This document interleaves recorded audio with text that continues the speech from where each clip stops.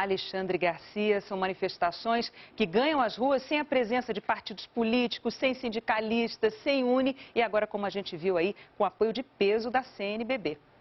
Pois é, se a matéria-prima das religiões é a ética, nada mais natural que Dom Raimundo Damasceno recomende que o povo fiscalize os governos para que os governos exerçam seus deveres visando ao bem comum. Esse também é o desejo expressado nas ruas ontem, né? Ainda que com um número de gente bem inferior à quantidade de denúncias que poluem nossos olhos e ouvidos.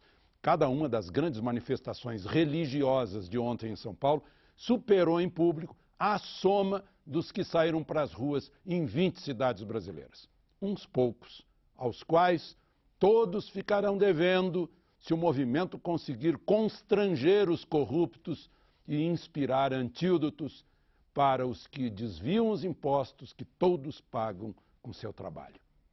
Brasília tem sido mostrada como sede da corrupção, mas também tem sido o lugar onde a reação é maior.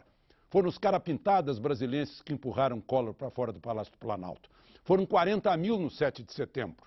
Agora, quem contou me garante que eram cerca de 25 mil. 70% jovens e muitos ligados à OAB.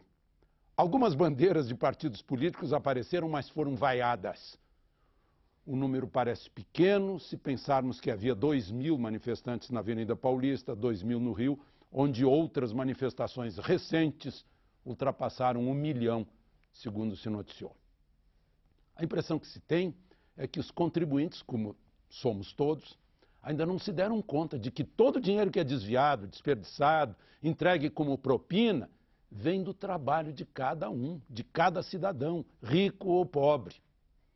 Ou será que a aprovação maciça da lei de ficha limpa no Congresso foi só uma camuflagem, um engodo para tudo continuar o mesmo? Pois foi essa a impressão que deixaram os 265 deputados federais que absolveram a colega Jaqueline Roriz. Chico.